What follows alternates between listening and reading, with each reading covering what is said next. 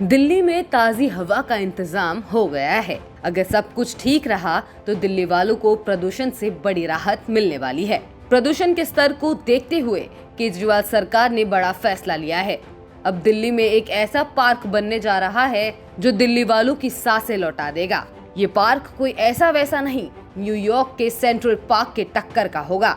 जी हाँ, वही central park जिसे न्यूयॉर्क शहर का फेफड़ा माना जाता है। अब जरा जान लीजिए इस नए प्रोजेक्ट में क्या क्या होगा। इस परियोजना का नाम होगा central ridge project. Arvind Kejriwal सरकार ने इस सेंट्रल रिज प्रोजेक्ट की निगरानी के लिए 6 सदस्यों की एडवाइजरी कमेटी का गठन किया है। सेंट्रल रिज प्रोजेक्ट को अंतर्राष्ट्रीय मानकों के आधार पर विकसित करने की तैयारी है। सरकार का दावा है कि न्यूयॉर्क में जिस तरह से सेंट्रल पार्क बना है, ठीक वैसे ही सेंट्रल रिज को भी बनाया जाएगा। सेंट्रल रिज प्रोजेक्ट को लेकर बनी एडवाइजरी कमेटी की अध्यक्षता पर्यावरण विभाग के अंतर्गत आने वाले वन एवं वन्य जीव विभाग के प्रमुख सचिव करेंगे। दिल्ली में सेंट्रल रिज का क्षेत्रफल 800 हेक्टेयर के करीब है। इसमें बुद्धा जयंती पार्क से लेकर तालकटोरा स्टेडियम और दिल्ली कैंटोनमेंट का क्षेत्र आता है। इसमें से सेंट्रल रिज प्रोजेक्ट के तहत 423 हेक्टेयर क्षेत्र को रिस्टोर किया जाएगा। सबसे पहले विलायती कीकर के पेड़ हटाए जाएंगे।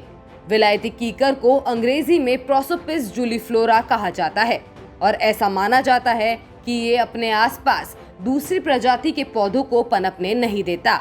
इसके बाद स्थानीय प्रजाति के पौधे लगाए जाएंगे। इसके अलावा जिन स्थानों पर विलायती कीकर नहीं है, वहां स्थानीय प्रजाति के पौधे लगाने का काम शुरू किया जाएगा। सेंट्रल रिज प्रोजेक्ट के तहत घास का मैदान भी विकसित किया जाएगा। इसे पक्षियों और तितलियों के लिए सफारी के तौर पर विकसित किया जाएगा। इस प्रोजेक्ट में आसपास के पार्क भी शामिल किए जाएंगे। न्यूयॉर्क के सेंट्रल पार्क के तौर पर सेंट्रल रिज प्रोजेक्ट को विकसित किया जाएगा। सरकार का कहना है कि इससे दिल्ली को काफी हद तक प्रदूषण से भी राहत मिलेगी। ये कमेटी हर 2 हफ्ते में एक बार मीटिंग करेगी।